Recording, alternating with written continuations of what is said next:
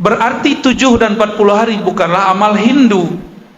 Itu ada di dalam kitab ulama salafus soleh. Katanya kalau ada salaf yang melakukan boleh. Laukana khairan lasabakuna. Kalau itu baik tentu sudah ada salaf yang melakukannya. Nih ada riwayatnya, kenapa ente tetap tidak percaya? Tiba kawan mengatakan belajar sifat 20 bid'ah. Yang betul belajarnya pakai tauhid dan 3, uluhiyah, rububiyah, asma wa sifat. Dan apa paling sedih, tamatan Al-Azhar. Di Al-Azhar diajarkan sifat 20, tapi nyo pulang kampung yang nyo ajarkan 3 tauhid. Ambo yang mengajarkan sifat 20 dianggapnya ahli bid'ah. Ar-Razi itu ahli bid'ah, akidahnya Jahmiyah, majan sifat 20. Berarti nyo sedang ingin mengatakan guru-guruku di Al-Azhar adalah ulama yang sesat. Ya enggak? Sebab di Al-Azhar orang pakai sifat 20. Percaya enggak? Ulama Al-Azhar berkumpul dengan 200-an ulama di Chechnya tahun 2016. Lalu mereka merumuskan siapakah ahlus sunnah, siapakah ahlul bid'ah. Keluarlah rumusan, ahlus sunnah itu Muslim. Sahih Bukhari dan Muslim itu adalah kitab ulama. Bukhari itu nama imam. Nama lengkapnya Muhammad bin Ismail al-Bukhari. Muhammad bin Ismail al-Bukhari ada murid daripada imam mazhab. Kira-kira jadi kalau kita mengatakan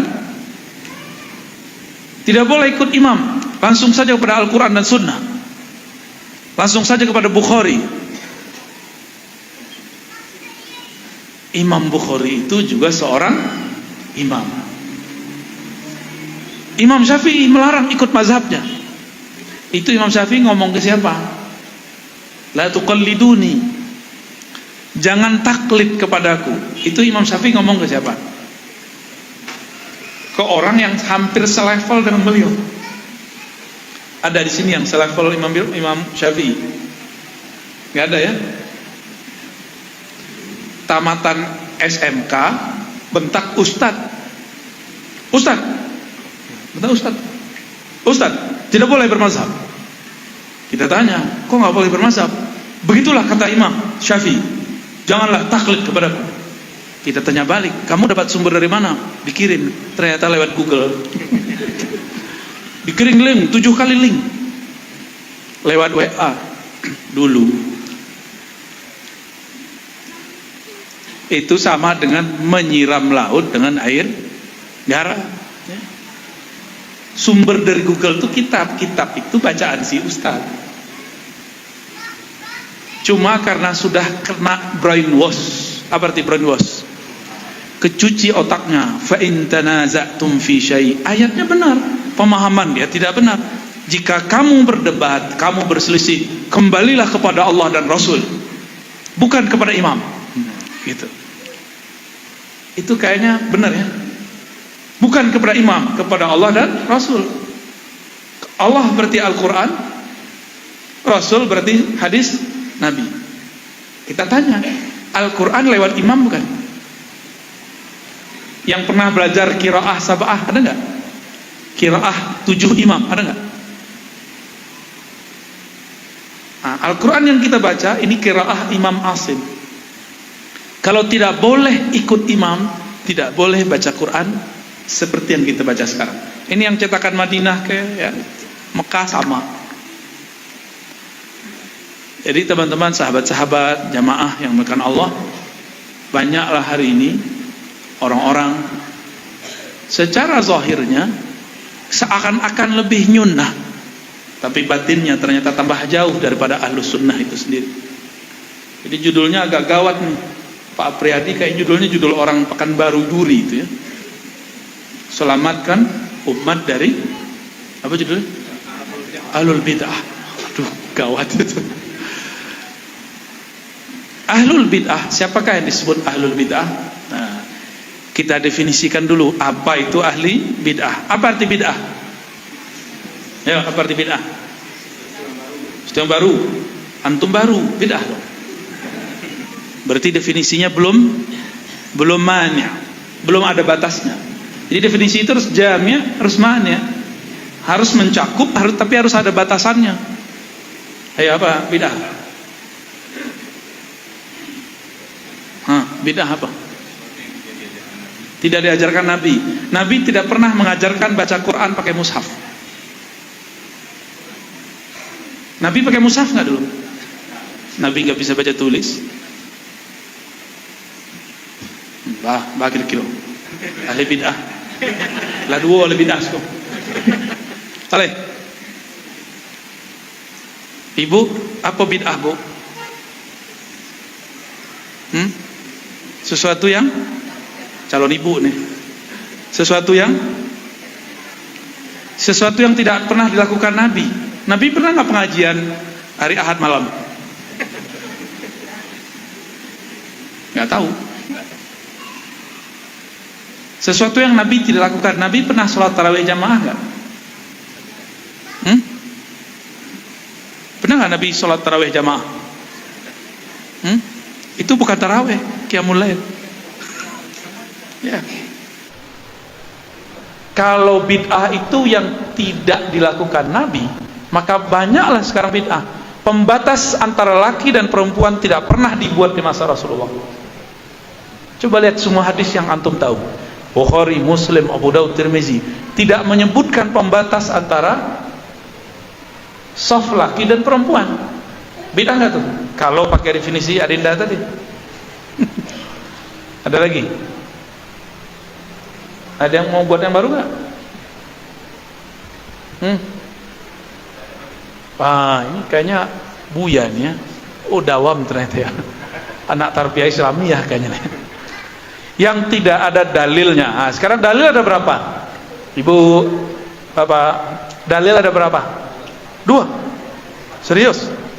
Oke, Quran dan Sunnah gitu ya. Waduh, loncat-loncat nih. Kata kawan, cuma Quran dan Sunnah. Di luar itu bukan dalil. Tuh. Bermasalah nggak? Jadi mereka nanya, Ustadz, masih untung baca Ustadz. Kalau nggak habis tuh kawannya. Tunjukkan satu ayat saja di Quran mengenai dalil buat maulid. Dia kira kita ciut digituin ya. Tinggal pertanyaan balik. Bang, Mas, Dek, udah, Adia. Anda sholat subuh 2 rakaat atau 3 rakaat? 2 rakaat. Tunjukkan satu dalil di Quran kalau sholat subuh itu 2 rakaat. Jadi tidak semua pertanyaan harus dijawab dengan jawaban. Bisa pertanyaan dijawab dengan pertanyaan. Oh nah, itu ada di hadis. Tunggu dulu, kan pertanyaan ente, adakah dalil maulid? Kalau tidak ada di Quran berarti nggak ada. Ya sudah, kalau tidak ada di Quran berarti tidak ada. Sholat subuh 2 rakaat ada nggak di Quran? Jadi jangan sok-sokan pakai logika-logika pendek untuk ngerjain ustadz ya. Ustadz tuh belajar usul fikih, belajar qawaid fikih, belajar mantik, lagi. Itu namanya bunuh diri, tau? Sama kayak orang bom bunuh diri namanya, ya. Konyol.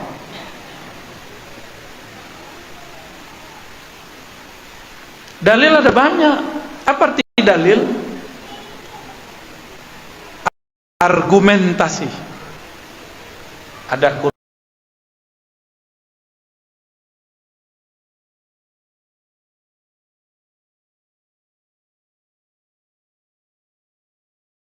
Quran, ada sunnah, bukan hadis.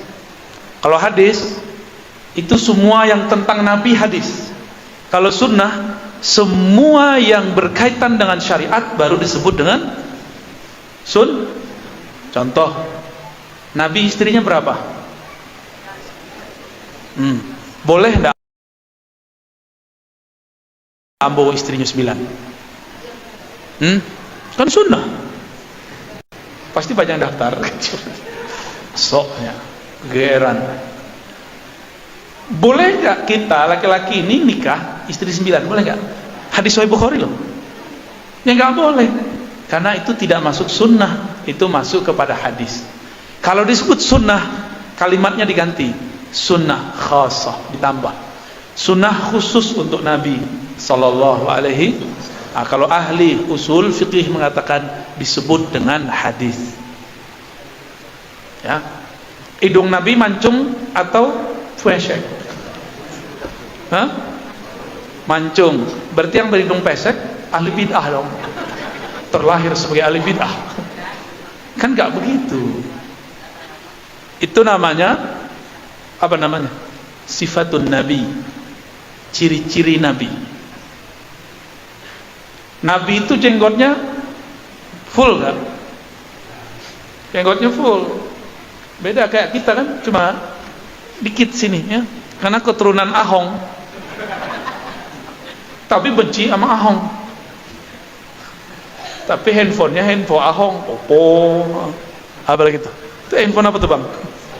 Oh Samsung. Tapi made in China. Nah, diproduksi di China.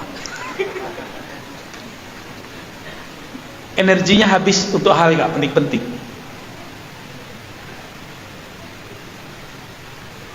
Nabi Shallallahu Alaihi Wasallam pakai sarung atau pakai sarawak? Ahli bid'ah. Ahli bid'ah. Apa le loreng kok ha? Kuna sebenarnya loreng. Nabi pakai sarung, Pak. Perang pun pakai sarung, tapi sarung untuk perang lain lagi tuh. Oh Ustaz, guru kami di Arab pakai gamis. Itu pakaian Arab. Ya. Nabi itu campuran Arab dan non Arab. Nabi pakai sarung, maka salah satu nama beliau Sahibul Izar. Apa arti izar? Sarung. Habis itu nampaknya pak-pakku ke surau, ke Basaruang, ke Pasar Basaruang, ke Kantua Basaruang. Bako Basaruang, kece Arazi, Nabi itu kama-kama Basaruang. Ibu-ibu dan demo kamu nanti. Ajan diundang juga ya tu lah. Sasek laki waj. Tapi kini orang ingin mengamalkan sunnah jingkran, tapi nggak pakai sarung. Setengah-setengah mengamalkan sunnah. Jadi kalau ingin ke bajingkrang pakai sarung, ya. Wah, ambo cium-cium tangan itu nanti. Ya. Waduh, ahli sunnah. Ya. Ahlus sarung. Jamaah yang dimuliakan Allah. Jadi apa yang disebut bid'ah? Kita nggak usah pakai definisi imam kita, pakai definisi kelompok yang membid'ahkan kita. Dia punya imam namanya Ibnu Taimiyah. Saya sudah sampaikan ini bertahun-tahun yang lalu. Tapi dulu di Pekanbaru, di kampung kita alun lain, baru kini. Apa kata Imam Ibnu Taimiyah? Wafat tahun 728 Hijriah. Kini 1443 Hijriah. Beliau punya kitab judulnya Iqtida Siratil Mustaqim. Ya, kita ulang-ulang supaya masuk ke jadi pemahaman. Al-bid'atu ma lam yadulla alaihi dalilun syar'iyyun. Bid'ah itu sesuatu amalan, keyakinan, perbuatan yang tidak ada dalil syar'inya. Dalil syar'i ada 4 yang disepakati, ada lebih dari 10 yang diperdebatkan ulama. Berarti banyak nggak dalil? Banyak. Cuma dek kawan dalil itu Quran dan Sunnah saja. Ulama menyebutkan 4, dia bilang 2. Ulama menyebutkan lebih dari 10, dia sebutkan cuma 2. Al-Quran 1, 2 Sunnah, jangan disebut hadis lagi. 3 ijma' dulu. Apa arti ijma'? Kesepakatan ulama mujtahid, bukan kesepakatan jamaah ya. Tadi ini wali negari bertanya ya, ba jamaah kita sepakati isya diundur. Canggih. Kalau ketua masjid tuh pengen memahamkan pemahamannya surang, Di masa Rasulullah sunnahnya isya ditakhir, tapi dek kawan baru mengerti awak takhir seketek berang-berangnya, ya, sembayang sorang di belakang, komat sorang di belakang. Kadang-kadang ustadz sedang ceramah itu udah bentaknya, woi sholat, ketua masuk itu kiamat. Nabi itu kalau beliau sholat isya selalu diundurkan, bukan tang masuk isya, enggak. Jarang-jarang beliau di awal waktu isya. Antum bisa lihat semua hadis Nabi, kecuali jika umat telah berkumpul untuk sholat jamaah. Kalau kita sedang berkumpul untuk ngaji dulu, ya, baru dengar ya hadisnya. Jadi kalau seandainya kita nanya kepada orang tua-tua, nggak usah lah jauh-jauh di sini ya. Kami dulu ke Palembayan, apa namanya dulu? Palembayan. Isya dulu di situ kami sembahyang jam 9:10 lah. Kiranya di surau-surau ulama-ulama ahli zikir itu diterapkan kalau lagi riyadhah iktikaf, sholat isya'nya diundur. Protes, afdhalus shalah fi awwali waqtiha. Padahal bukan begitu yang sahih kalamnya. Sholat yang afdal di awal waktu, yang sahih afdhalus shalah ala waqtiha. Sholat yang afdal itu pada waktunya.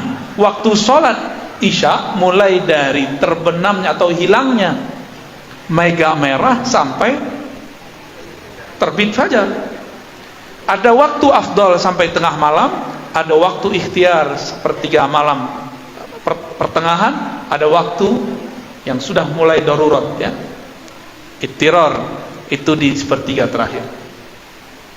Ada ilmu begitu, cuma kawan kan nggak mau tahu, ya.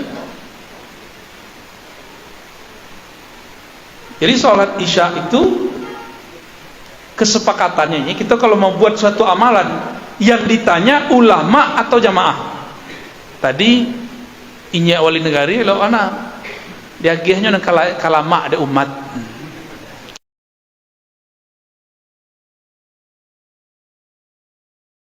Kalau ambo nak nang kalama dalil. Dulu masih ingat tak? Di masjid kau dulu kalau tarawih berapa? Dari awal 23. Kini jadi soleh. Masih? Masih? Oh luar biasa. Tapi di masjid Sabarang batal.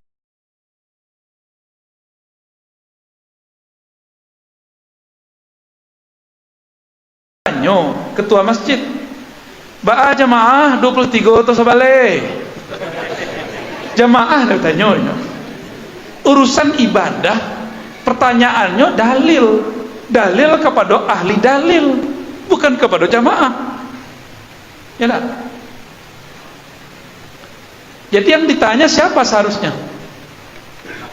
Buya, syekh, kiai, tuan guru. Apa pandangan ulama mengenai dalil-dalil sholat tarawih 11 rakaat atau 23, gitu seharusnya. Yang ditanya siapa? Ulama, bukan ubaru. Kalau ubaru tadi itu 11, ya kan? Ya lah. Coba pilih sembahyang lama atau sembahyang capek. Sembahyang capek itu kalau umat, ya betul ya. Betul, orang soleh mana menjawab. Pilih sembahyang capek atau lama? Jujur, pasti capek, enak. Yang lama, lah terlambat jawab. Masih ada nggak begitu? Masih banyak, ya. Ini pengurus masjid juga bukan baru. Dulu begitu.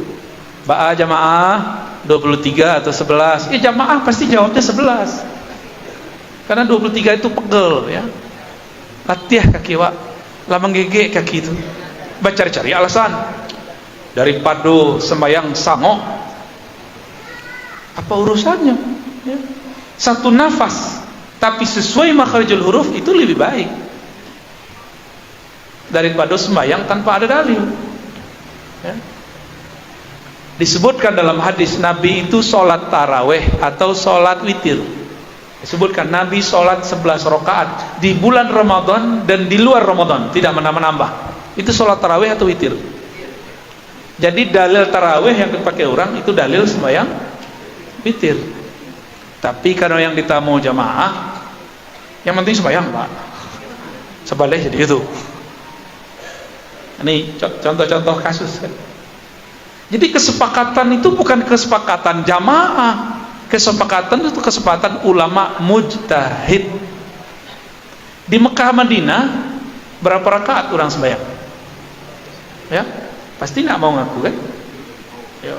Tapi untuk membid'ahkan kunut pakai Mekah Madinah. Di Madinah, di Mekah ada orang kunut toh. Giliran wak tanya, kalau tarawih Mekah Madinah 20 tambah 3 rakaat. Oh, terima ya. Ya, dalil saya isi parui. Nang kalamak denyo saja. Jadi ijma' di situ kesepakatan ulama mujtahid,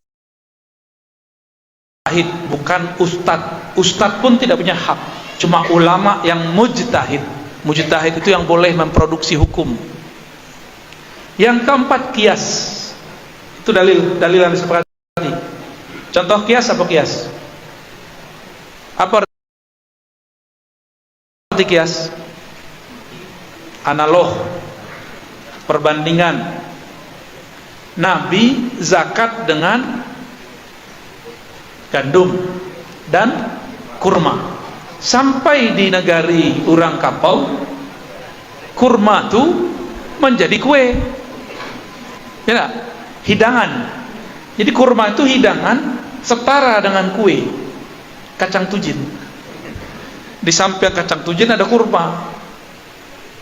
Jadi bagi orang itu, kurma itu bukan makanan pokok, tapi saji-saji, sesajian ketika ada orang datang ke rumah. Benar nggak? Maka kalau ada orang kapau berzakat fitrah dengan kurma, zakatnya tidak sah. Apa sebab? Zakat fitrah itu artinya zakat makan pokok. Makanan pokok orang kapau kali nasi jo. Basi itu nasi. Yo, kalau awak zakat, awak pakai basi. Pakai apa? Pakai nasi yo. Pakai nasi atau katan? Kalau enggak juga katan gitu. Tergantung makanan pokoknya apa. Di zaman Rasulullah tidak ada orang yang zakat fitrah dengan duit. Hari ini kawan-kawan zakat fitrah dengan aplikasi bank mobile banking. Kecik kawan, bank tu haram. Itu bisik-bisik selalu anak. Kalau bank haram, semua produk dari bank wajib diharamkan. Fulus dari bank nak. Berarti orang tu tidak bisa makan. Nya harus pakai hidup gaya barter. Diambilnya pisang, dijualnya ke pasar untuk membeli barang. Tapi kawanku mengharamkan suatu setengah-setengah, dia tidak mengerti. Mengharamkan bank, tapi tidak mengharamkan produknya. Apa produk bank? Yang paling kita cinta, lebih cinta daripada pasangan. Dibawa kama-kama. Kalau pasangan tidak dibawa kama-kama. Tuh nama gesek-gesek ATM-nya nak. Kan pitih dari bank tuh. Di situ panjang loh ceritanya nanti tuh ya. Apa kira-kira? Lazat set, kita tanya jamaah. Lanjut. Itu dalil yang disepakati. Coba dihafalkan. Quran, ijma, Quran, sunnah, ijma, qiyas. Sampai ya. Kini ada dalil yang dipakai sebagian imam yang bersanad kepada Rasulullah, tapi tidak dipakai oleh imam yang lain yang juga bersanad kepada Rasulullah. Contoh, Imam Malik, guru dari Imam Syafi'i. Imam Malik berguru kepada murid sahabat. Di antaranya Nafi'. Siapa di antaranya? Imam Nafi'. Imam Nafi' berguru ke murid sahabat, kepada sahabat namanya Abdullah bin Umar, Abdullah bin Abbas, Abu Hurairah. Maka beliau mengatakan, Amal ahli Madinah adalah amal sahabat Rasulullah sallallahu alaihi. Maka muncullah satu kaidah oleh Imam Malik, jika orang Madinah beramal maka bukanlah bid'ah di zaman Imam Malik. Tapi kalau kini orang Madinah beramal belum tentu sesuai dengan mazhab Imam Malik. Imam Malik itu tidak berani pakai sandal sepatu di kota Madinah. Apa sebab? Beliau mengatakan, bagaimana mungkin Malik bin Anas menggunakan sandal, sedangkan di bawah bumi ini tertanam tubuh manusia paling mulia, baginda Nabi Muhammad sallallahu alaihi wasallam. Balik telok nyeker ke mama. Ya. Kilonya orang nan tak pakai sandal kok jadi imam. Satu kali Imam Malik sedang taklim di masjid, di sudut masjid, tiba-tiba muazzin sudah azan di atas menara. Bagageh lah, ya lah bahasa bagageh sunat. Kalau orang pekubuah bagogeh, besi gului. Diambilnya lah kitab, dimasuknya ke dalam. Apa namanya dulu kalau orang santri-santri, orang siap punya tas tuh? Kampie, tak kapie loh. Dimasuknya lah ke dalam kampie itu. Bertanya Imam Malik, wahai Ananda,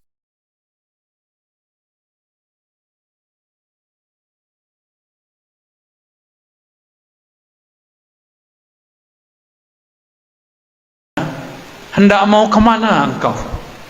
Elok-elok Imam Malik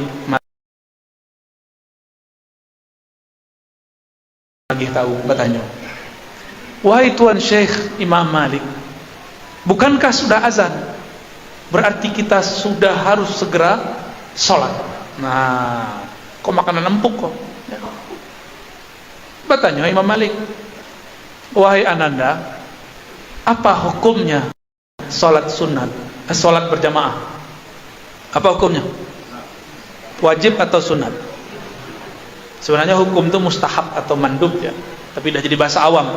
Apa hukumnya sholat berjamaah? Wajib atau sunnah?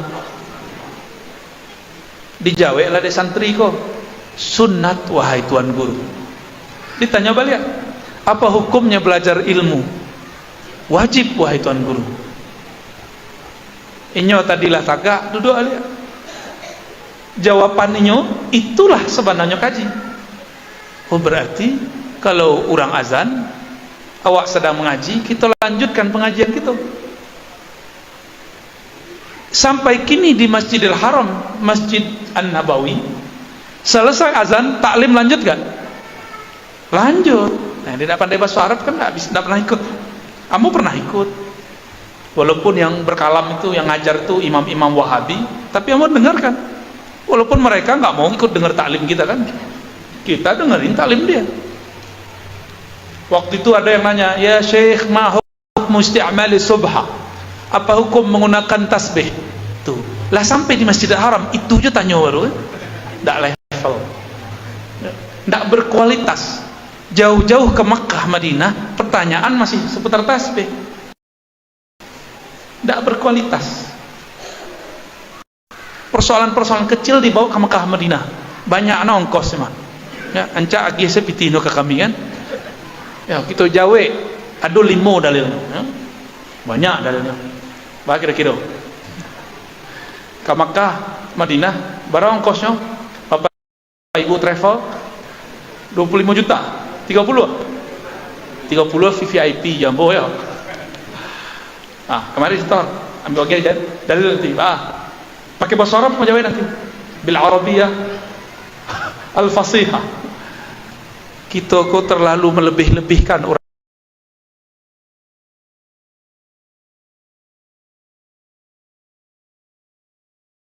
berbicara Arab. Itu kalau diterjemahkan kalam orang itu sama bentuk ceramah orang wadisiko. Isinya sama. Cuma ngecek bahasa Arab. Agak sedikit agak suci bentuknya. Subhanallahul azim, subhanallahul azim. Dan ngecek bahasa Arab. Masih lanjut di Mekah Madinah, ba'da azan lanjut kajian.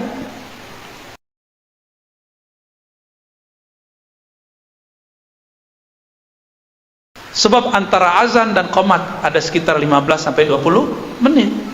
Dek kita para mini. Orang awak apa panggului. Panggagih. Ya, asik panggagih. Pengen cepat kiamat ya.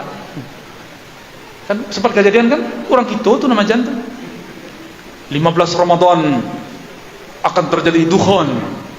Orang awak aja tuh. Terjadi enggak? Tak terjadi. Tapi dia tidak pernah minta maaf. Padahal hadisnya palsu. Panggagih. Imam Mahdi alun keluar keluarnya. Dajjal masih basuruh nyuruh nyuruh percaya lah Dajjal kan. Panggagih, panggului. Sembayang tuh panjang waktunya nyupa capek. Nampaknya besok pagi antara azan sampai subuh jadi 15 menit takah. Berapa menit sko, Pak Pengurus? 10 menit. Kita kok nagari dingin. Sembayang subuhnya di awal waktu. Lain di Turki lebih dingin lagi. Sembayang subuhnya di akhir waktu. Makanya masjid sepi subuh-subuh. Apa sebab? Karena salat subuhnya di awal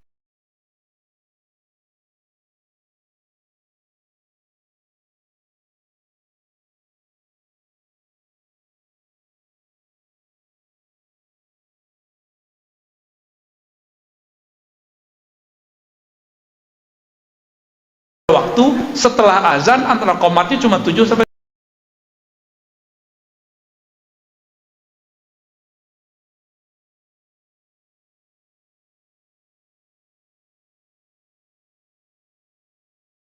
10 menit. Itu sebabnya barangkali ya. Mitra serah Bapak Ibu lah ya. Tidak akan berubah terserah ya. Iko berang lo kamu kok. Iko tanya lo ke jemaah balik kan. Baam menurut Bapak Ibu. Ada dalil namanya urf. Apa arti urf? Arafa. Ya. Ya'rifu atau ya'rafu. Urfan. Suatu kebiasaan yang sudah diketahui oleh khalayak. Kalau orang meninggal di siko, manga orang baca Yasin. Ya. Kalau di Payakumbuh orang baca selawat. Kitab selawatnya Dalail. Ambo dengar-dengar di sekitar Madrasah Tarbiyah Islamiyah yang ada di Kabupaten Agam masih begitu. Ya. Itu namanya apa? Tradisi. Boleh enggak?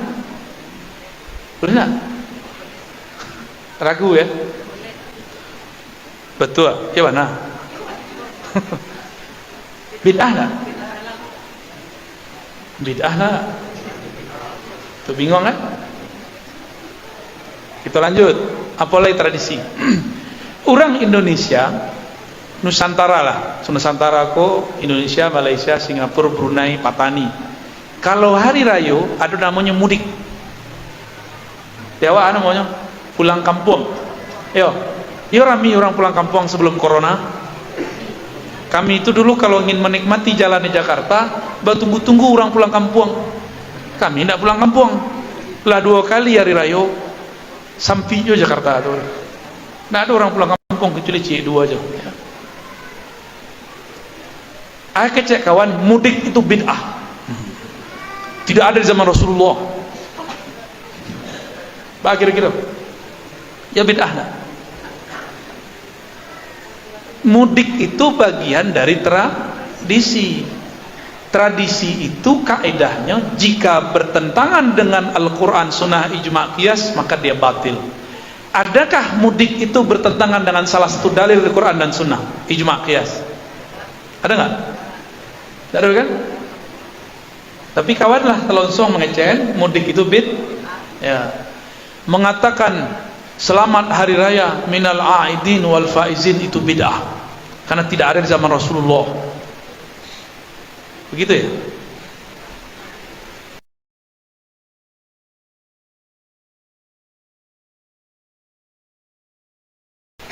Betul. Nabi kalau bersobok apa Nabi bahasanya?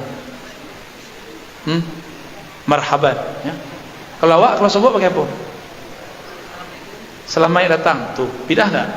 Nabi enggak pernah menyebut selamat datang. Nabi bacanya apa? Marhaban. Oh, asabui. Boleh enggak? Kembali ke hari raya, boleh menyebut minal aidin wal faizin. Apa arti minal aidin wal faizin? Itu kalau orang ngerti bahasa Arab, itu kependekan dari doa. Allahumma ja'alna minal aidin wal faizin. Ya Allah, jadikan kami orang yang kembali ke dalam maghfirah ampunanmu, dan faizin, yang mendapatkan fauz. Apa arti fauz? Kemenangan. Boleh tak? Boleh-boleh saja. Kan bagian dari doa. Doa boleh tak? Tapi dek kawan itu bid'ah. Ya, banyak lagi bid'ahnya. Karenanya tidak faham apa yang disebut uruf. Uruf, ya. Apa lagi? Nabi sembahyang pakai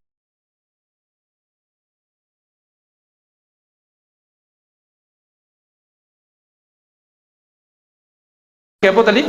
Sarung apa celana? Itu bagian dari apa? Tradisi. Bertentangan enggak sembahyang pakai celana itu dengan sholat pakai sarung? Bertentangan enggak? Tapi kalau bapak ibu apa-apa kok pakai training sembahyang Jumat, sah kan?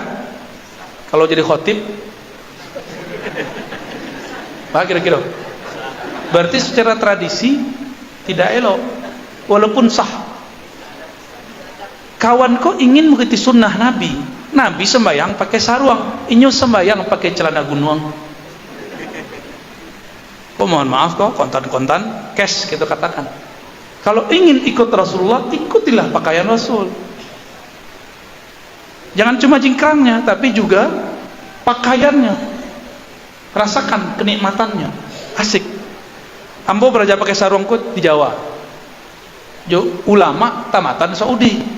Jadi kami dulu mengaji kitab hadis, bayangan ambo, guru ambo tu pakai gamis setiap hari.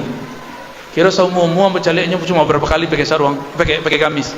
Lebih sering pakai sarung. Tapi beliau tidak melarang pakai gamis. Tapi beliau mengatakan pakaian Nabi itu sarung, di luarnya pakai gamis bagi luar. Ah, itu baru top, ya. Pak, lanjut. Jadi yang disebut kelompok bid'ah itu siapa? Dalam ilmu hukum fikih dan usul fikih, kelompok yang tidak memahami dalil yang disepakati ataupun yang tidak disepakati. Itu secara hukum. Secara ilmu akidah, kelompok yang disebut ahli bid'ah itu adalah kelompok yang mengajarkan akidah yang tidak diajarkan Al-Quran dan Sunnah, ijma' qiyas. Di Quran itu setelah dikumpulkan dalil-dalilnya oleh para ulama, kemudian muncullah ilmu mengenai belajar sifat Allah. Dia orang awam kok susah memahami dalil Quran, disederhanakanlah ada disebut sifat wajib, sifat mustahil, sifat jaiz. Lain belajar tu nak? Sifat wajib 20. Ya. Sifat itu dari Quran semua itu. Dikumpulkan oleh Imam Abul Hasan Al-Asy'ari, dan itu dikumpulkan di akhir abad ketiga, di awal abad keempat Hijriyah, sampai kini abad 15 masih bertahan di masjid-masjid, di madrasah-madrasah, di pesantren-pesantren. Tiba-tiba kawan mengatakan belajar sifat 20 bid'ah. Yang betul belajarnya pakai tauhid dan 3, uluhiyah, rububiyah, asma' was sifat. Nah, nampak paling sedih, tamatan Al-Azhar. Di Al-Azhar diajarkan sifat 20, tapi nyo pulang kampung yang nyo ajarkan 3 tauhid.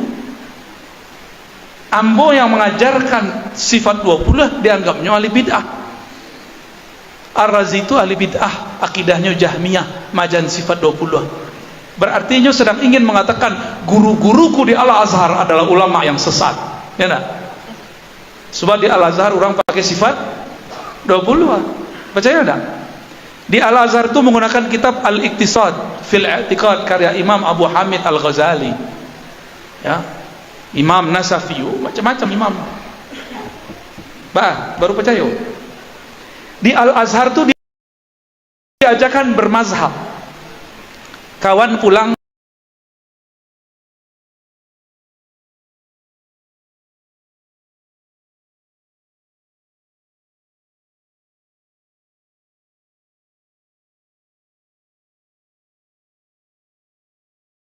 mengecek, ndak usah bermazhab. Berarti nyo sedang menyesatkan guru-gurunya yang bermazhab di Al-Azhar. Maka kita curiga, jangan ente dulu main futsal doang di sana, ya. Nggak pernah ngaji kalau ulama Al-Azhar. Ambo ngecek mereka banyak yang berang lah kalian. Ya. Ini kita taruh sarang selai. Nggak tahan gitu leh. Ya. Sudah banyak fitnah disebar. Kini kita hitam putih, ya. Tunjukkan kitab-kitab yang engkau pelajari di Al-Azhar, ya. Lalu tunjukkan ajaran yang engkau ajarkan sekarang. Balai. Ini kalau bahasa kasarnya pengkhianat terhadap Al-Azhar. Sedih nggak kita? Dulu berangkai, mohon maaf, itu uangnya umat, ya. Datang kemana-mana, umat senang. Pelita Suluh Nagari akan tambah gadang, pulang-pulang dipadamkannya.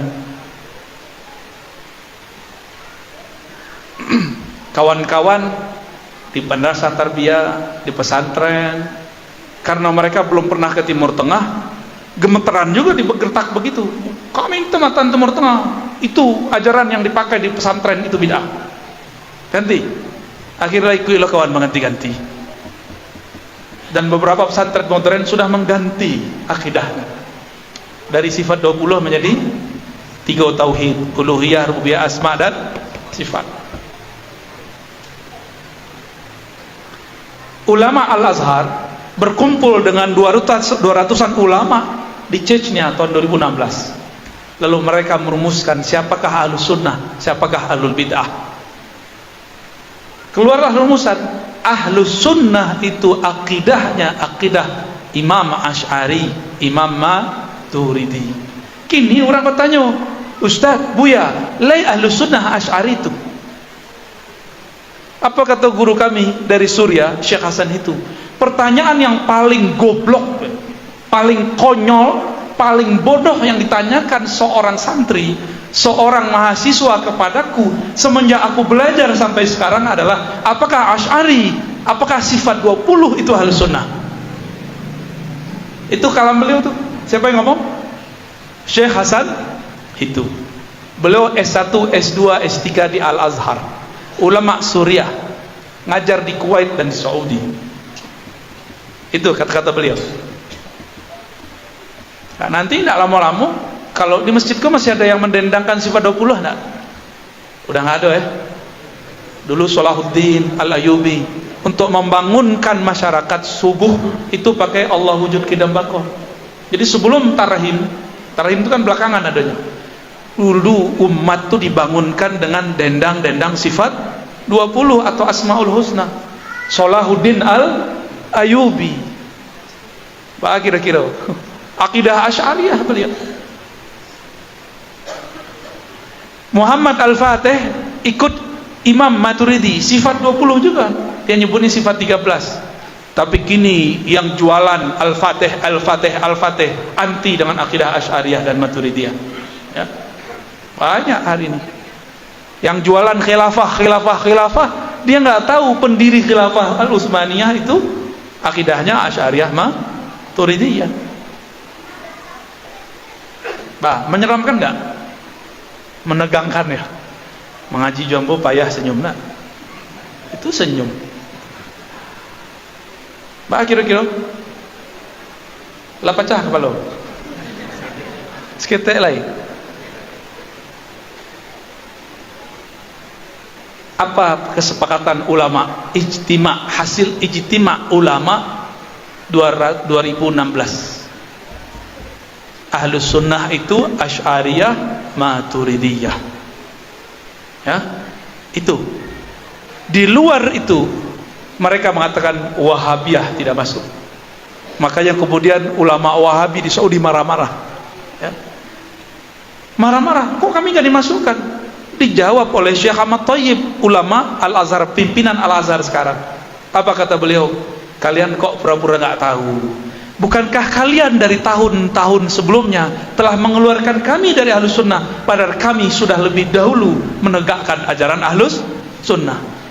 Buka kitab Syekh bin Baz, Syekh Saleh Fauzan, Utsaimin, Albani. Mereka semua mengatakan Asy'ariyah Maturidiyah bukan Ahlus Sunnah. Kok kaget ketika ditanggapi, di counter oleh ulama Asy'ariyah Maturidiyah? Justru kalian yang mengeluarkan kami dari Ahlus Sunnah. Sekarang kami balas, gitu. Makanya saya berharap nanti ulama-ulama Tarbiyah Islamiyah, NU, Parabe, Muhammadiyah itu kumpul lagi, ya.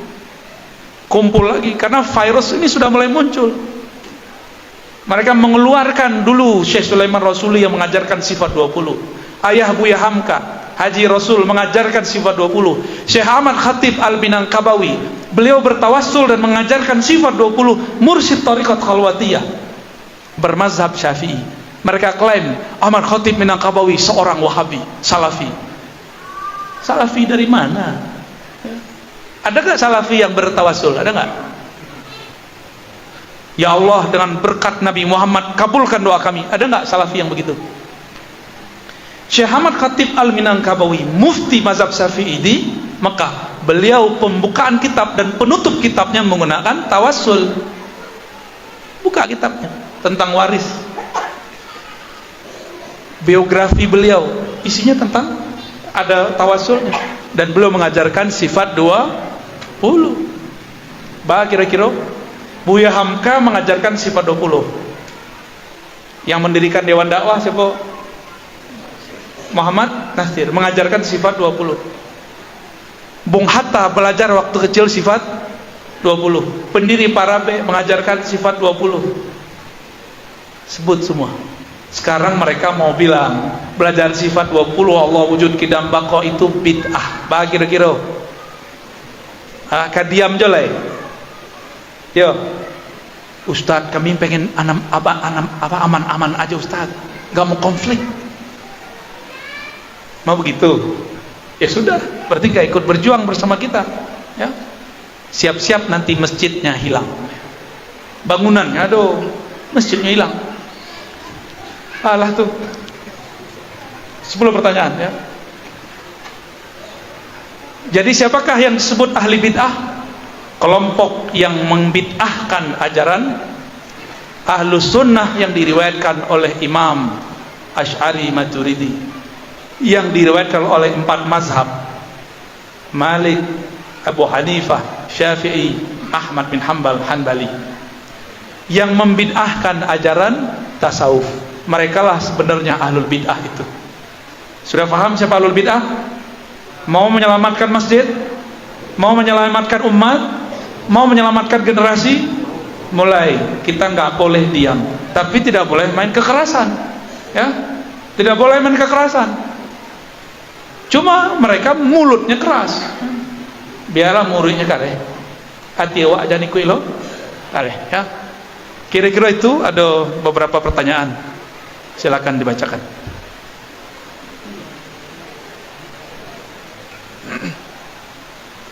Buya, ada pertanyaan. Pertanyaan pertama, saya mau tanya Buya, saya Yazid Qori, alumni PTIQ, mahasiswa Buya. Mau tanya mengenai konon di akhir hayat Buya Hamka masuk tarikat, apakah itu benar Buya? Terima kasih. Kalau yang saya dapat dari kabar Kiai Wahfiuddin, beliau mendapatkan kabar dari sahibul kisah, dari orang yang hadir saat Buya Hamka belajar dan berkunjung kepada Abah Anom, bahwa Buya Hamka memang mengambil talqin dari Abah Anom. Itu kabarnya dari sana, ya. Kebetulan 2 minggu pas minggu lalu saya baru pulang juga dari Abah Anom, ya. Tapi terlepas dari itu, Buya Hamka itu sudah sufi sebelum ke Abah Anom. Dalam buku Ayahku beliau mengatakan, di dalam diriku mengalir 2 darah, darah Badri dan Sufi. kakeknya Amrullah seorang mursyid tarekat Naqsyabandiyah, Ba'lawiyah dan Khalwatiyah, 3 tarekat. Itu kemudian ditemukan datanya oleh dai kita dari Payakumbuh, Buya Apriya Putra Angkumudo Halis, dosen di IAIN Bukit Tinggi. Sesekali cegat lanjut kamari, ajaknya bercerita tentang sejarah Ahlus Sunnah di tanah Agam. Ini pakar tuh, ya, sangat-sangat pakar. Siapa namanya? Buya Apriya. Dia punya channel, punya situs, judulnya Surau Tua Blogspot. Itu buka, itu tulisan dia tuh, ya, silakan dibuka di situ. Saya dapat hadiah di tesisnya, dan di tesisnya disebutkan ayahanda dari Buya Hamka menyebutkan bahwa kakek Buya Hamka, Syekh Amrullah, adalah seorang mursyid. Jadi beliau ini sudah biasa dapat ilmu-ilmu tarekat dari keluarganya. Oleh karena itu, saat Buya Hamka pindah ke Tanah Abang, beliau mengajarkan kitab tasawuf, Ihya Ulumuddin. Tasawuf nggak tuh? Jadi nggak usah aneh lah. Buya Hamka itu seorang Muhammadiyah yang sufi. Ya, lanjut. Oke, pertanyaan selanjutnya. Assalamualaikum Tuan Guru. Telah menjadi kebiasaan atau tradisi di Nagari Kapau, apabila ada orang meninggal selama 3 hari di kampung ini melaksanakan tahlilan atau rati. Bagaimana menurut pandangan Tuan Guru? Dulu 2 murid daripada ulama Mekah kurang awak. Ulama Mekah tadi namanya Syekh Ahmad Khatib Al-Minang. Syekh Ahmad Khatib itu berguru kepada Said Bakri Syato, pengarang kitab I'anatul Talibin. Kitab itu diajarkan di Parabe, diajarkan di Tarbiyah Islamiyah, diajarkan di Parabe. Itu nama besarnya Bu? Sumatera Tawalib, ya. Diajarkan dulu kalau di Payakumbuh dan Darul Funun, ada Al-Manar, ya. Madrasah Tarbiyah Islamiyah, semua belajar kitab yang sama, cuma berbeda kurikulum. Guru mereka siapa? Syekh Ahmad Khatib Al-Minangkabawi. Syekh Ahmad Khatib karena mengikuti gurunya Said Bakri Syato, Said Bakri Syato berfatwa peringatan 3 hari, 7 hari itu bagian dari niyahah dan itu bid'ah. Tapi murid Syekh Ahmad Khatib yang lain bernama Syekh Sulaiman Ar-Rasuli, Syekh Sulaiman Jau, Syekh Abdul Wahid As-Salihi tidak sepakat dengan kalam gurunya karena mereka mendapatkan riwayat yang lain. Kiranya ulama kulah biasa berbeda, gitu dan tidak biasa, ya, benar ya? Ulama itu sudah biasa berbeda, kita yang tidak siap berbeda. Ternyata Syekh Sulaiman Ar-Rasuli mendapatkan risalah Imam As-Suyuti. Imam Suyuti mengumpulkan hadis mengenai 7 hari, 40 hari, 100 hari, 1000 hari, disebut haul. Apa kata beliau?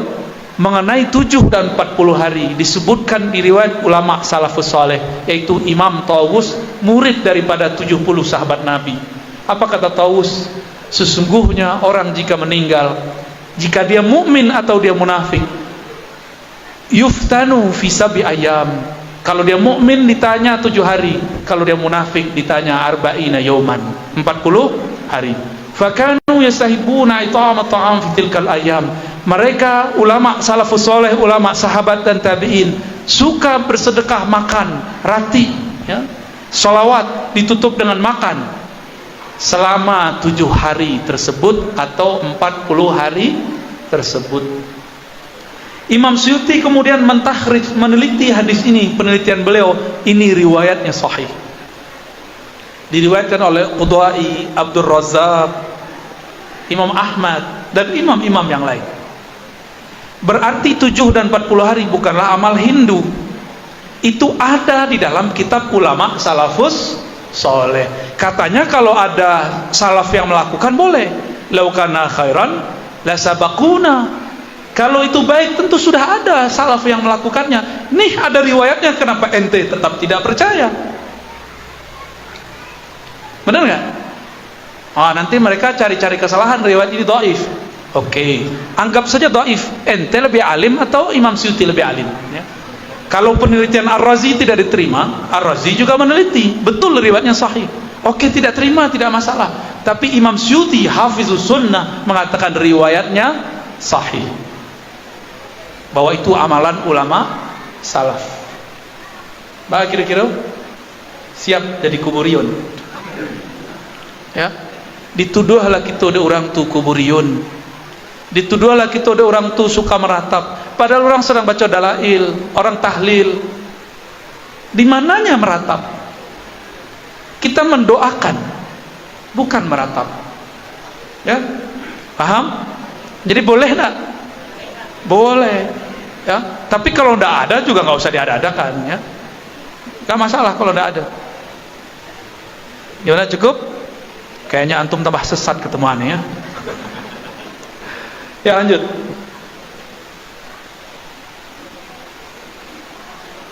Assalamualaikum Buya, saya mau bertanya, mohon maaf ini di luar tema. Bagaimana cara mencari mati yang sebenarnya Buya?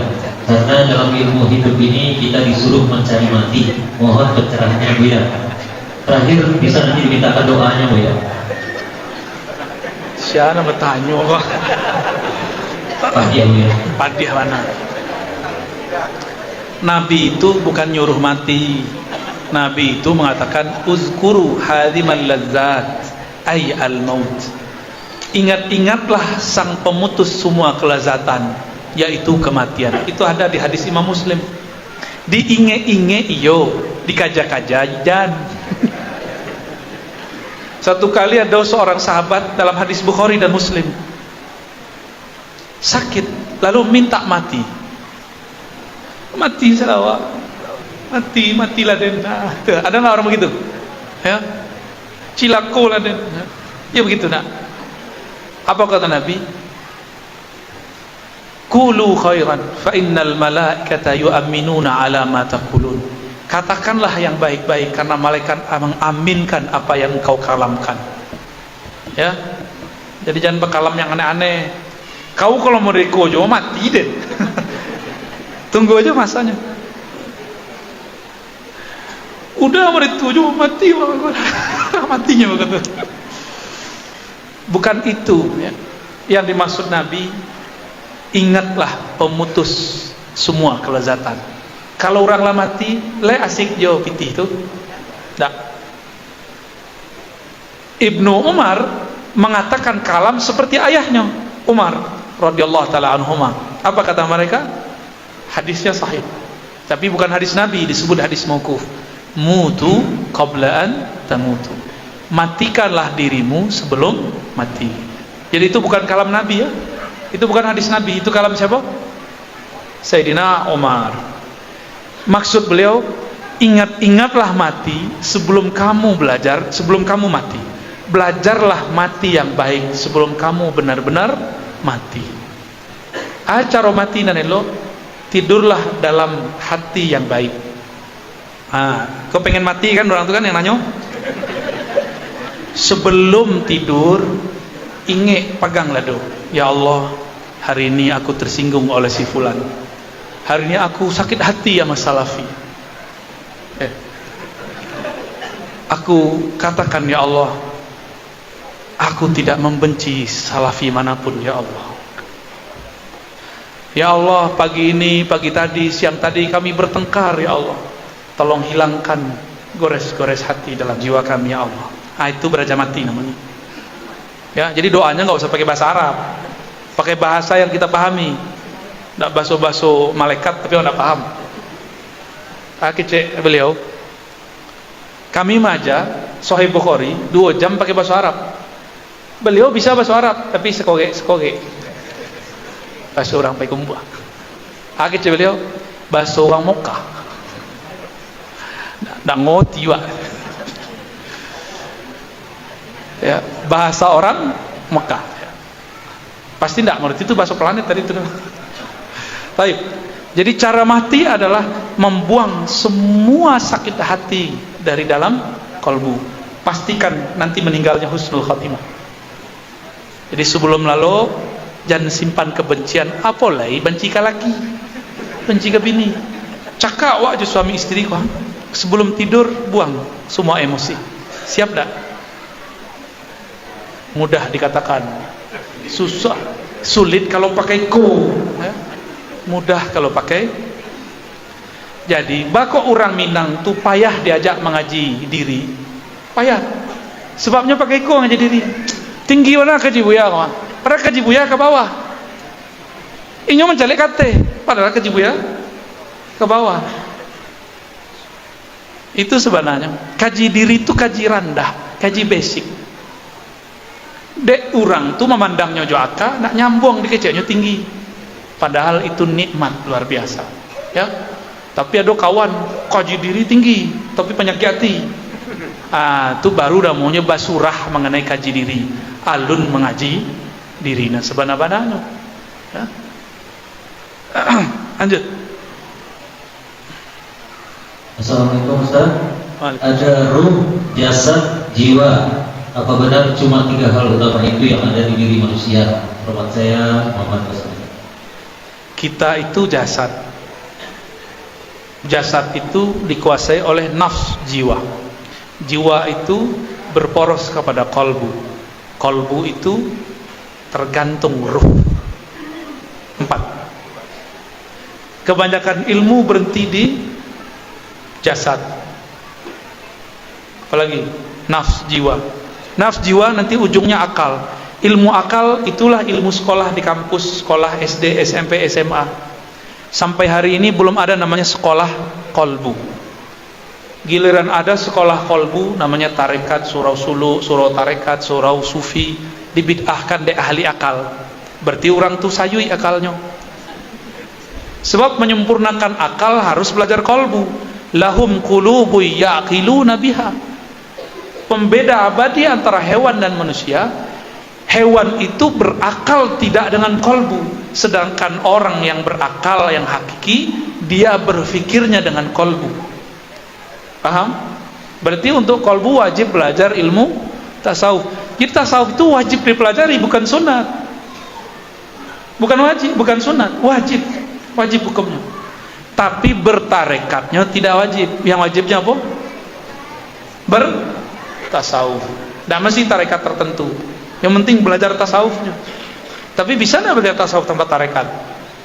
Ngaji-ngaji aja paling. Ya. Talqin zikirnya nggak dapat. Teknik praktisnya tidak dapat.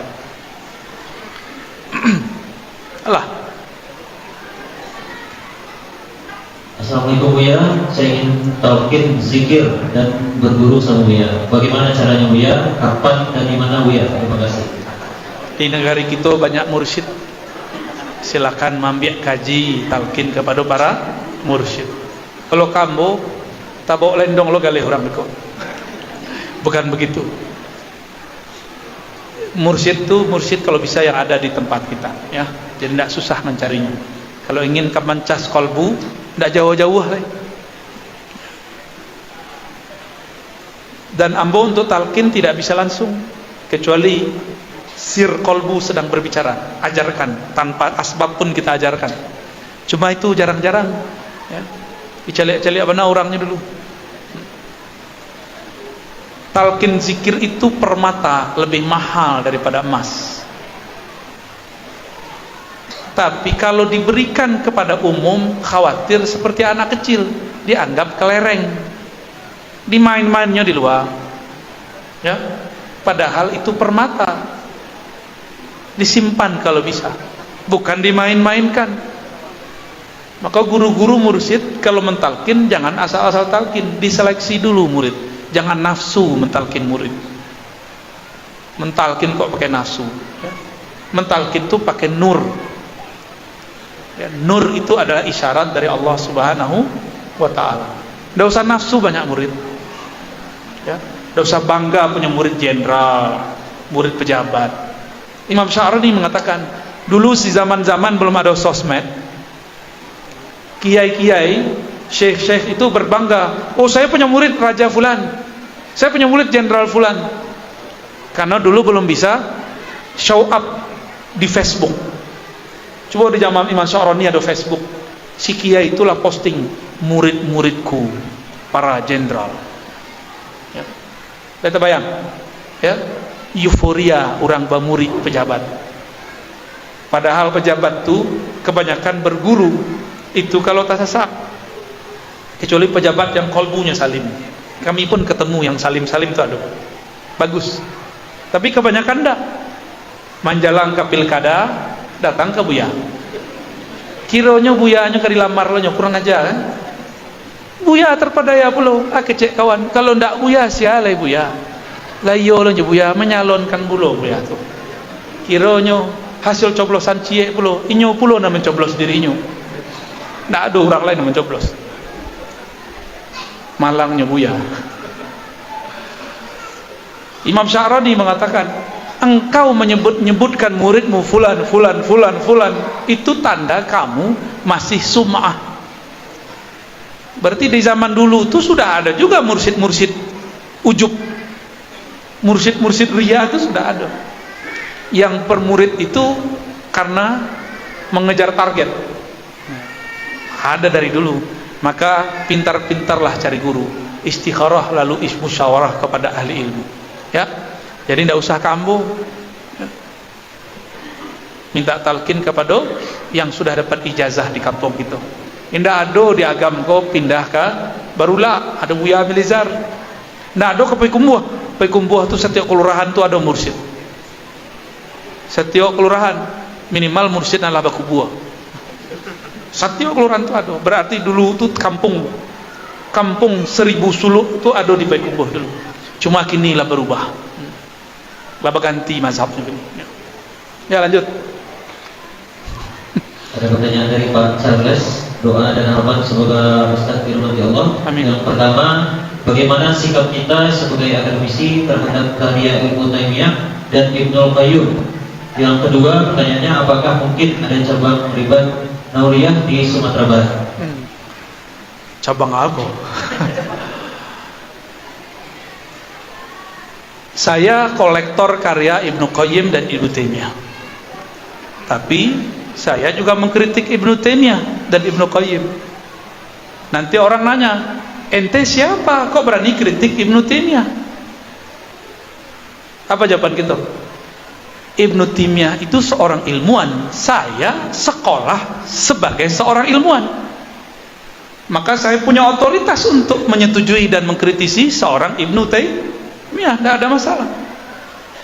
Kecuali antum bukan seorang ilmuwan, seorang muqallid, taklid. Kalau sudah qala Syekhul Islam tidak boleh dikritik. Kan begitu kawan. Katanya tidak boleh taklid ke imam. Kita kritisi Ibnu Taimiyah berangnya. Tando antum anti taklid 4 mazhab tapi taklid kepada mazhab baru, mazhab Ibnu Taimiyah. Ada kitab beliau yang lumayan asik, judulnya Dar'ut Ta'arud Bainal Aqli wa Naql. Kebanyakan kawan-kawan tuh nggak berani baca, takut sesat. Bayangkan imamnya di KCN punya karya yang bisa bikin sesat. Di Mesir ada Muhammad Hassan atau Hissan ya. Apa katanya? Ibnu Qayyim punya kitab Ar-Ruh, yang kitab itu banyak hadis-hadis bermasalah tuh. Ya, imam sendiri dikata-katainya apalagi gitu. Apalah ya Wak? Kalau imamnya dikata-katainya apalah ya Wak? Jadi jangan heran kalau mereka bilang ambo nanti zindik, ya, gilo, inilah ada pelo gitu gala baru. Si gila Ar-Razi. Dulu kan ada si buta dari gua hantu. Ada lo gala ambo baru, si pendongeng. Bapak ibu dari tadi asik mendengar dongeng apa kan? Emang betul asik kena dongeng ya? Jadi sikap kita sebagai ilmuwan membaca karyanya seperti kitab-kitab yang lain. Jika benar diambil, jika tidak dikritisi. Sederhana toh? Ibnu Taimiyah mengatakan, semua kalam kullu kalaman yu'khaz, kullu kalamin yu'khaz wa yutrak. Semua kalam itu boleh diambil, boleh ditolak kecuali kalam Rasulullah sallallahu alaihi wasallam. Lalu kenapa antum marah kalau kita kritisi Ibnu Taimiyah? Jangan-jangan enggak baca kitab Ibnu Taimiyah? Ya. Dar'ut Ta'arud 5 jilid, cetakan paling murah. Ada yang berani baca enggak? Ibnu Taimiyah mengharamkan mantik, judulnya Ar-Raddu 'alal Mantiqiyin. Barang dibaca enggak? Atau jangan-jangan enggak paham. Yang paham kitab itu cuma orang yang ngerti mantik. Ibnu Taimiyah mengkritisi sufi, tapi ternyata dia sendiri salah definisi. Di situ saya mengkritisi Ibnu Taimiyah, dan boleh-boleh aja. Karena bukan saya sendiri yang mengkritisi. Ulama di zamannya pun mengkritisi. Bahkan beliau pun disidang dan wafat dalam penjara. Keluar masuk, keluar masuk, keluar masuk. Apakah ulama di zaman itu bodoh-bodoh? Apakah ulama di zaman itu zalim? Enggak. Kenapa kita mengikuti orang yang dipenjara dan wafat di penjara, tapi kita tidak mengikuti ulama di luarnya yang lebih alim? Nah, itulah anehnya kita. Sebab kita aku suku kepada orang yang terzalimi dan teraniaya, ya enggak? Flying victim namanya. Flying victim itu mah hebat, ya. Imam ini wafat dalam penjara. Wah, dicari benar orang tuh. Tapi antum tahu enggak, Ibnu Taimiyah tidak sempat nikah, tapi mengikut Ibnu Taimiyah menikah, lalu menikah, lalu menikah, dan menikah lagi. Ibnu Qayyim itu sufi, punya kitab Al-Wabilus Sayyib, itu kitab zikirnya. Ada kitabnya Madarijus Salikin, sekarang oleh kelompok Salafi di Timur Tengah, kitab itu ditahzir. Apa arti ditahzir? Diwaspadai. Padahal kitab itu karya imamnya. Kalau karya imamnya dia waspadai, apalagi karya Ar-Razi, ya. Jadi jangan kaget kalau kemudian saya dibully. Biasa aja, imam dia pun dia bully, imam dia pun dia serang, imam dia pun dia tidak ridhai. Sebenarnya mereka tidak ikut imam manapun, mereka sedang buat keimaman sendiri, ya. Ibnu Taimiyah itu punya wirid ba'da sholat subuh baca Al-Fatihah 40 kali. Bid'ah enggak? Bah, kira-kira Al-Fatihah, Al-Fatihah, Al-Fatihah, hobi orang aswaja, ya. Itu Ibnu Taimiyah. Bah, kira-kira ya, lanjut. Masih ada? 4 lagi. Assalamualaikum, saya Muhammad Zakaria. Tolong ijazahkan kepada kami, khususnya saya salawat akhir zaman untuk jadi pasukan Imam Mahdi. Terima kasih banyak.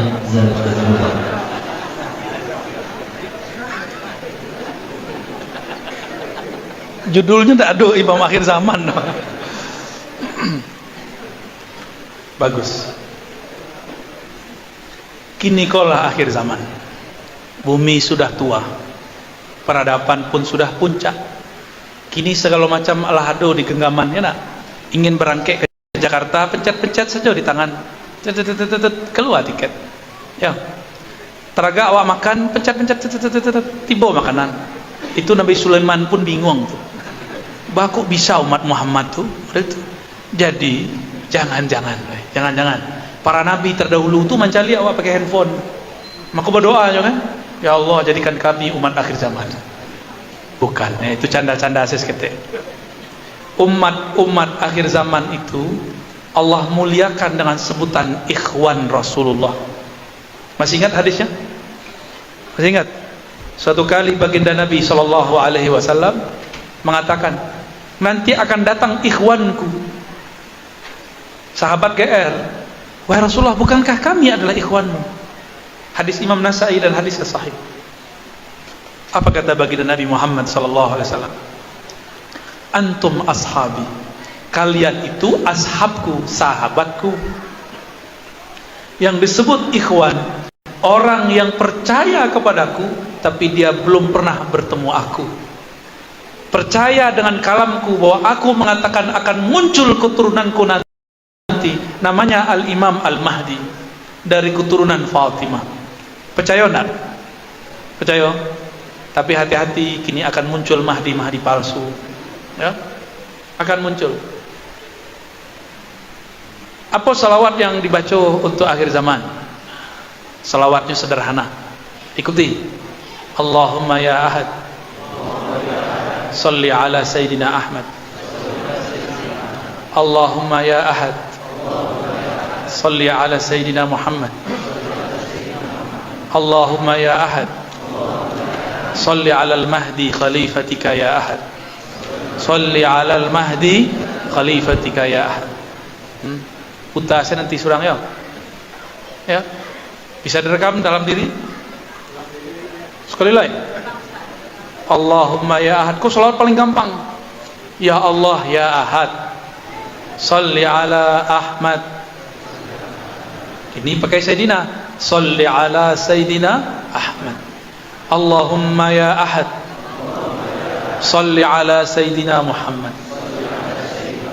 Allahumma ya ahad. Salli ala Sayyidina al-Mahdi khalifatika ya ahad. Al-Fatihah.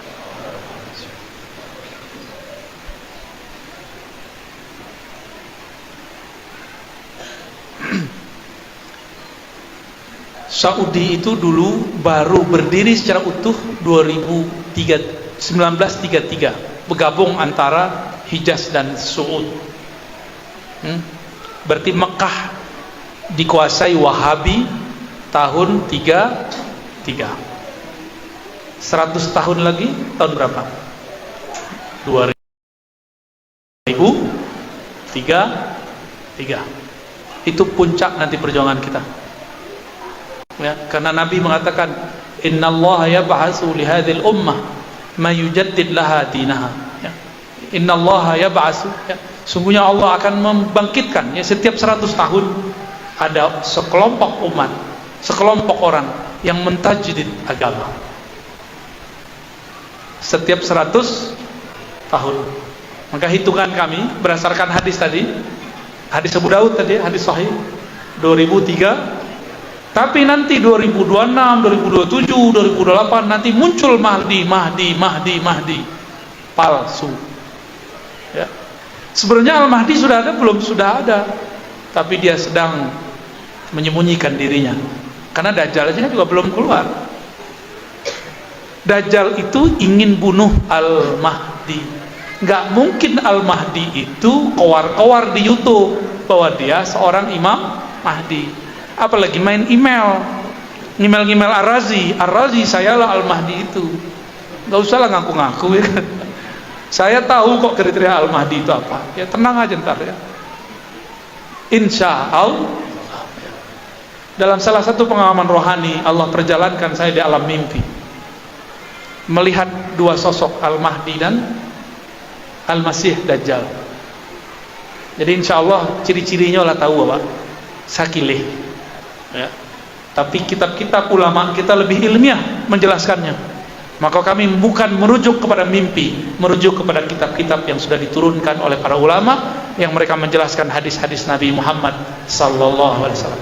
Semoga negeri kita nanti salah satu negeri yang dikunjungi Al-Mahdi, yang banyak tentara-tentara Al-Mahdi di sini. Amin. Ya. Tapi yang sabar, ya. Ini kan nggak sabar, belum masanya sudah mulai berontak. Mana ada Al-Mahdi berontak? Al-Mahdi itu persis seperti Nabi Muhammad. Nabi Muhammad berontak gak di Mekah ketika 13 tahun pertama? Nabi Muhammad hancurkan gak itu berhala ketika 13 tahun pertama? Enggak. Bahkan Nabi pindah ke berbagai tempat dan diusir. Nabi gak berontak. Bahkan Nabi tidak sumpah serapah seperti kelompok Mahdi palsu hari ini. Cuma dikritisi tentang guru dia yang ngaku Mahdi, ngemuk-ngemuk.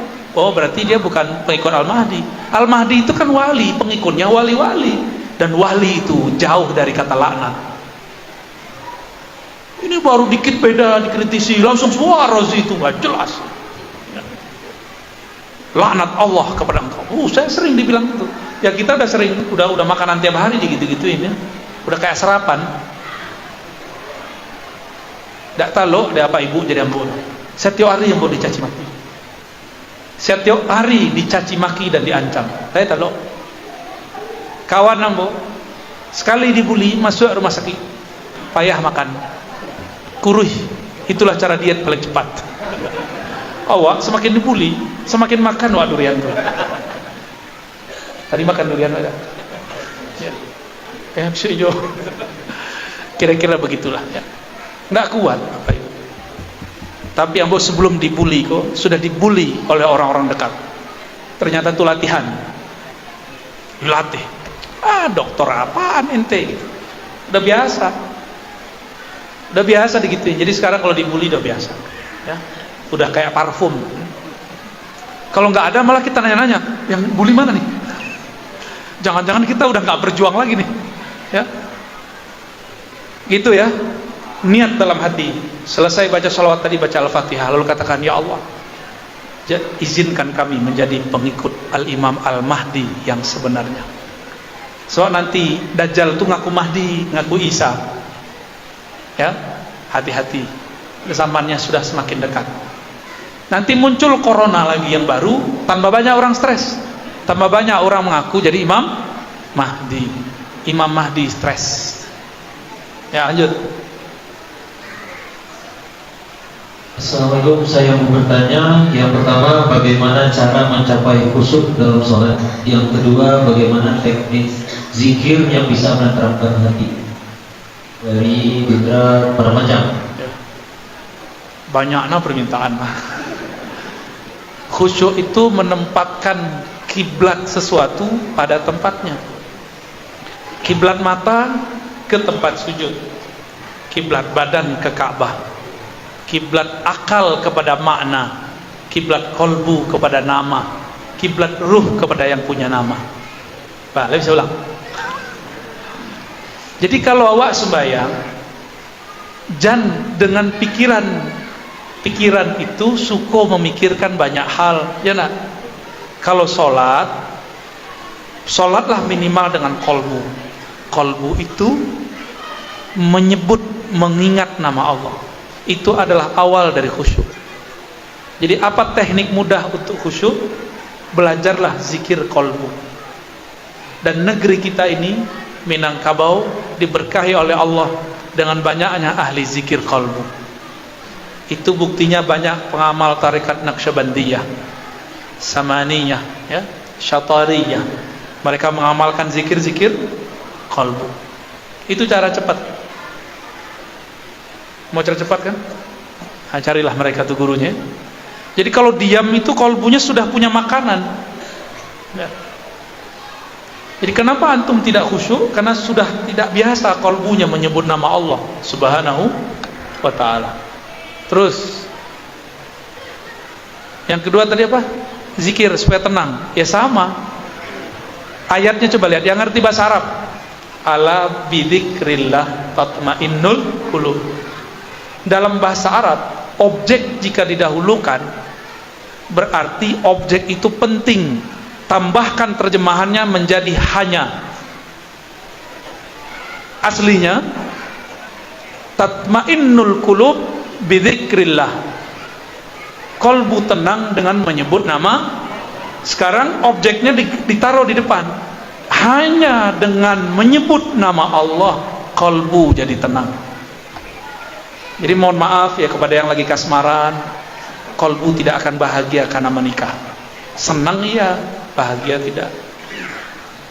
Bahagia kolbu kalau menyebut nama Allah. Kolbu tidak tenang dengan pakai kopiah. Saya mau hijrah pakai gamis, bagus. Tapi kolbu nggak bahagia pakai gamis. Saya mau kayak Buya pakai sarung, kolbu tidak bahagia disarungin. Sarung pakaian badan, pakaian kolbu adalah zikrullah. Semakin banyak menyebut nama Allah, semakin banyak bahagia. Ya. Jadi bakok ndak tanang-tanang juga tiawak, dia awak kurang menyebut nama Allah. Nabi itu makhluk paling tenang karena beliau setiap nafas naik, nafas turun, kolbunya terkoneksi kepada Allah Subhanahu wa ta'ala. Ya. Allah. Ada lagi? Terakhir Ustaz, terangkan kepada kami apa kandungan isi kitab kuning dan kitab-kitab mundur.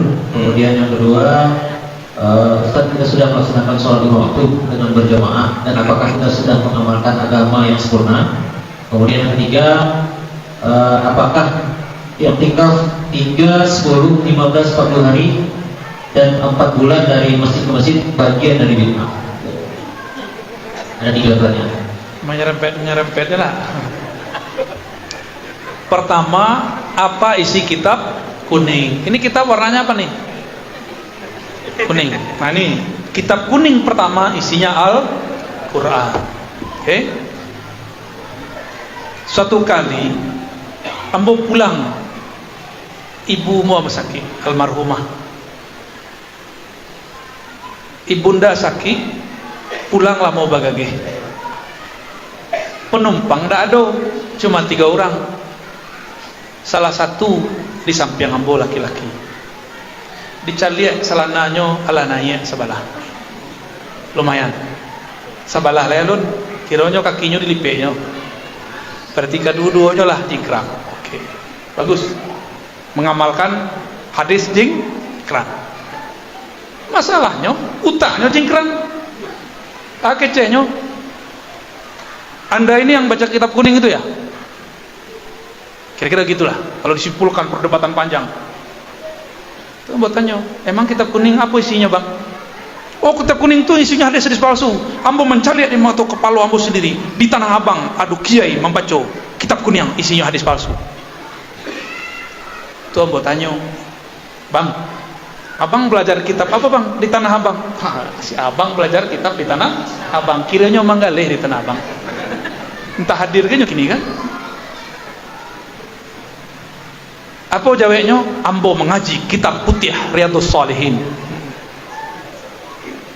Itu kitab hadis-hadis Nabi. Tak betul kitab kuning angku tu loh.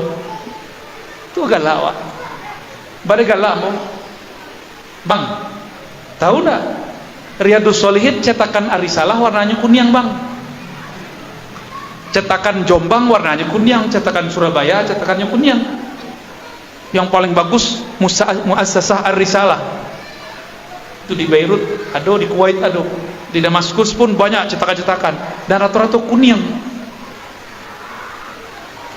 Sebab kitab tu kuning dulu disalin di kertas namanya papirus. Papirus itu warnanya kuning. Quran tu dulu disalin di kertas papirus, warnanya kuning. Itu Ustadz Buya Abdurrahman Al-Fasiri, Buya Roni, ya. Ada Al-Fasirinya tuh, bukan Persia ya. Beliau di suraunya, di zawiyahnya ada kitab kuning, kitab tulisan lama yang dipakai dulu orang mengaji di Mekah. Warnanya kuning, isinya tentang fikih, bahasa Arab, bukan Arab Melayu. Kejadian kedua, ada seorang mursyid tarekat mencari ambo sedang membuka kitab kuning di surau. Akhirnya Arab Melayu malu tuh yang. Padahal kitab dan membaca kitab paling tinggi di Madrasah Tarbiyah Islamiyah. Judulnya Al-Hikam. Indah babarih. Dikarang oleh ulama Al-Azhar syarahnya. Namanya Imam Syarqawi. Ulama Azhar tuh mursyid tarekat khalwatiyah. Gitu ulama Al-Azhar, mursyid. Mursyid tarekat ya. Mengajarkan Al-Hikam. Kini dek kawan nak kecenyojan ngaji Hikam lagi luang beko yuang. Jadi apa isi kitab kuning? Semua ilmu keagamaan mulai dari Al-Quran, Sunnah, Ijma' Qiyas, hukum fikih, hukum akidah, semua ada di kitab kuning. Hadis palsu pun ada di kitab kuning, sebagaimana hadis sahih ada di kitab kuning. Kitab Sahih Bukhari ambo cetakan Darul Fikr. Darul Fikr di mana? Tak tahu kan? Tak tahu kan? Timur Tengah. Di Timur Tengahnya di mana? Antum tidak tahu ya sudahlah. Kitabnya kuning 4 jilid. Darul Fikr Beirut kuning. Sahih Al-Bukhari. Tapi orang-orang lama punya lu kitab kuning Tajul Muluk. Nah, itu kitab ilmu nujum namanya. Ada pula tuh ilmu falak. Itu hanya salah satu kitab kuning, tapi kuning Arab Melayu. Yang dipakai di Parabe, di Tarbiyah Islamiyah, di surau-surau. Dulu ambo bukan tamatan Tarbiyah Islamiyah. Ambo dulu cuma ngaji di surau. Ambo tamat Manduo Bukit Tinggi Panganak. Setahun di Payakumbuh, pindah ke Bukit Tinggi. Tamat jadi orang agam. Kironya ini ambo orang Bantolawe. Ya. Ibu ambo tu punya ayah orang Bantolawe. Ya. Kami meneliti dulu situ ada kitab-kitab kuning di sekitar agam tu. Macam-macam isinya. Jadi apa isi kitab kuning? Semua ilmu-ilmu keislaman. Ya. Jadi jangan curiga juga kita pun yang bakok kitab kini putih sebab kertasnya kini ialah putih. Antum mau buat ganti boleh, kitab biru boleh. Ya, khalas. Baik ya, teman-teman, sahabat-sahabat yang melakukan Allah, mari kita tutup kajian ini dengan doa. Al-Fatihah.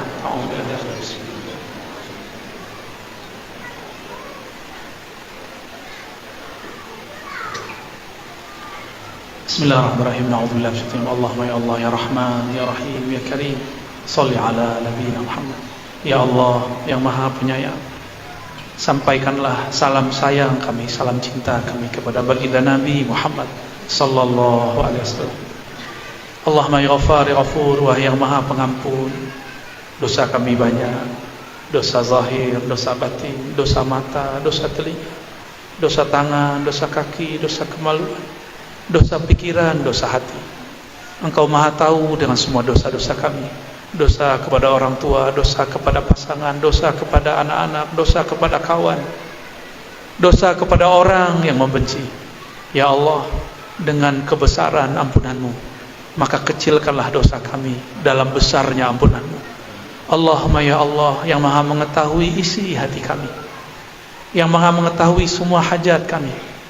Kami hanya mengadukan hajat kami kepada Engkau ya Allah, tapi kami malu ya Allah.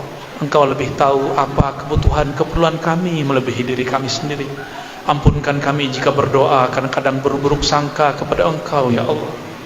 Allahumma ya Allah yang memandang kolbu kami, maafkan kolbu ini kurang berzikir ya Allah. Di kolbu kami banyak nama-nama selain nama Engkau ya Allah. Ada nama pasangan, ada nama anak, nama pekerjaan, nama-nama selain Engkau ya Allah. Ya Rabb, imla qulubana bi asma'ik. Mulai malam ini ya Allah, penuhi kolbu kami dengan nama-nama-Mu yang indah, sifat-sifat-Mu yang sempurna. Nur dari-Mu, ya man huwa nur ala nur. Wahai cahaya, sumber semua cahaya, cahayailah kolbu kami, cahayailah pikiran kami, bimbing kami menjadi tentara Al-Mahdi. Rabbana atina fid dunya hasanah wa fil akhirati hasanah wa qina adzaban nar. Wa sallallahu ala nabiyyina Muhammad walhamdulillahi rabbil alamin. Demikian dari kami, mohon maaf nanti tidak usah salaman ya, pakai dada aja gitu ya. Siap? Tidak usah foto-foto, bid'ah kata orang sebelah ya. Assalamualaikum warahmatullahi wabarakatuh.